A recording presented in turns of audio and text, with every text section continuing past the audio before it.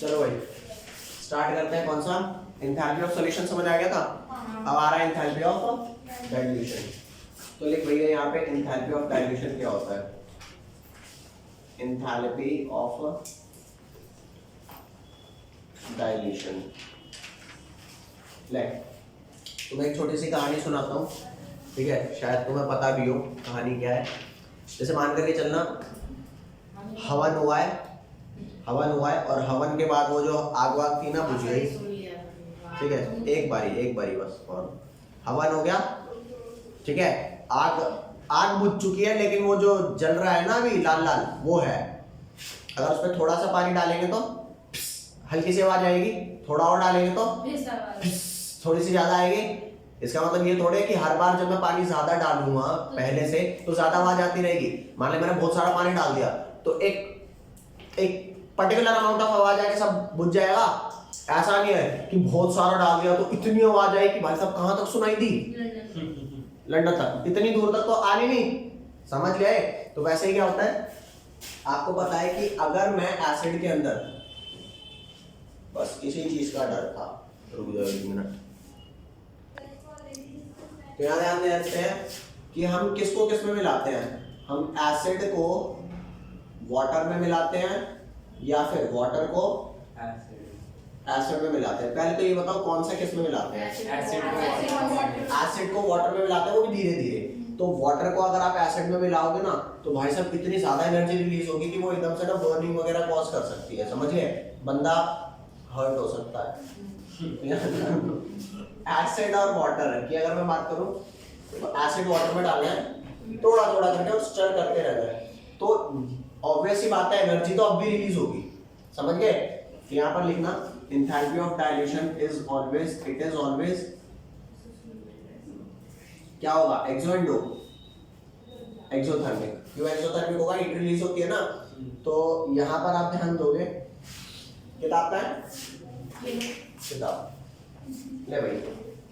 अब आपको मैं ये बताता हूँ कितनी एनर्जी रिलीज होगी डाइल्यूशन में। इसमें डाइल्यूशन है भी, अरे किताब तो दे दी, डाइल्यूशन तो है ही इसमें।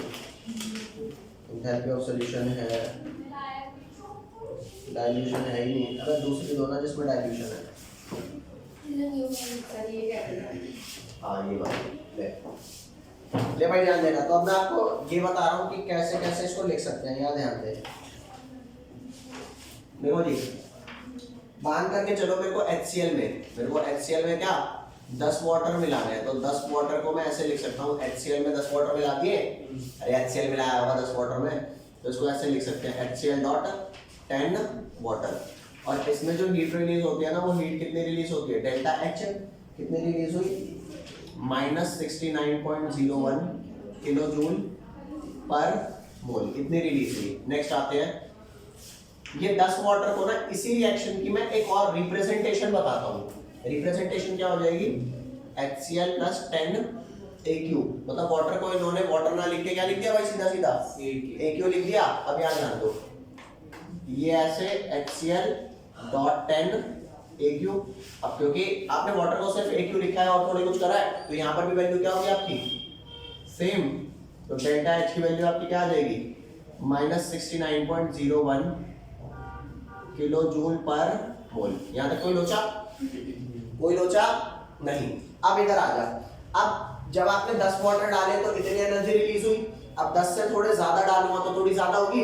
तो ले आ जा, इसको मैं फर्स्ट इक्वेशन मान लेता हूँ। फर्स्ट मान लूं, इसको मैं मान लेता हूँ इक्वेशन नंबर 1। अब एक सेकंड इक्वेशन ध्यान दो, कितने वाटर में डालता हूँ HCl में, 25।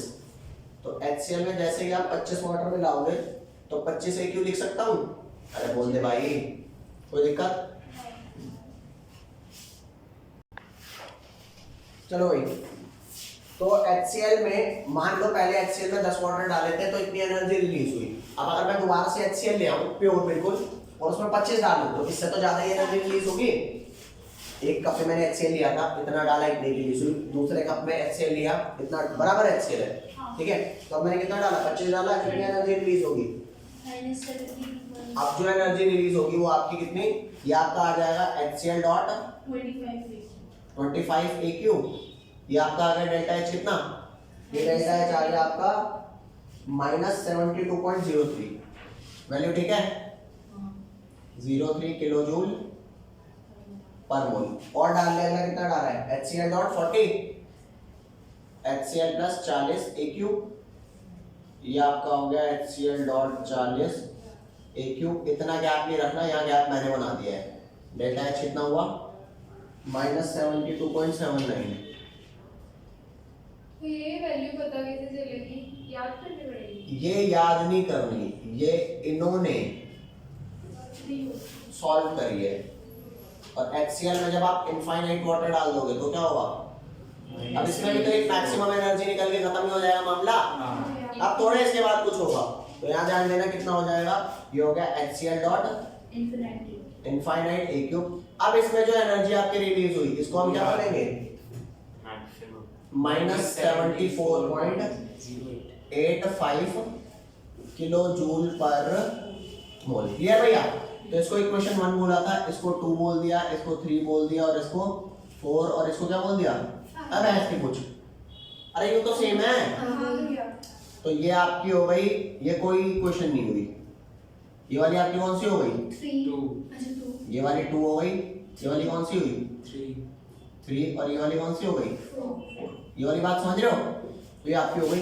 अब अगर कोई कहता है, मान ले कोई, ले पकड़ इसे, मान ले कोई पहले से HCl डॉट 25 AQ ले आया, तो इतनी एनर्जी तो पहले रिलीज कर चुका होगा।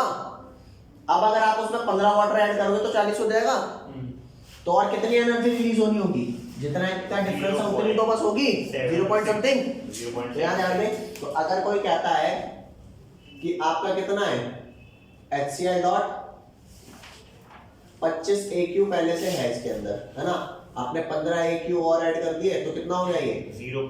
HCl dot 40 AQ। अब कोई कहता है इस रिएक्शन का डेल्टा H बता दो, तो भैया इसका कितना था, इसका था -72.79 किलो जूल पर मोल। इतना रिलीज होना चाहिए अगर प्योर से करूंगा तो, और अगर प्योर से करा तो इसमें कितना रिलीज होना चाहिए, -72.03 किलो जूल पर मोल।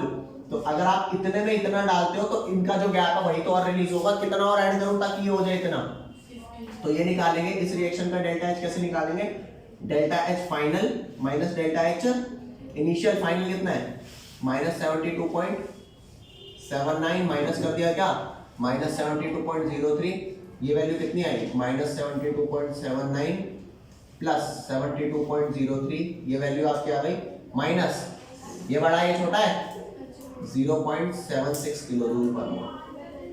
ठीक है, तो ये आपका हो गया क्या, एंथैल्पी ऑफ डाइल्यूशन। ये बस आज की क्लास में बस इतना ही करा रहा हूं, बाकी और कब, बाकी नेक्स्ट क्लास परसों करते हैं। ठीक है भाई, ये क्या है भैया, एक्स है, ये क्या है, एच है, ये एच।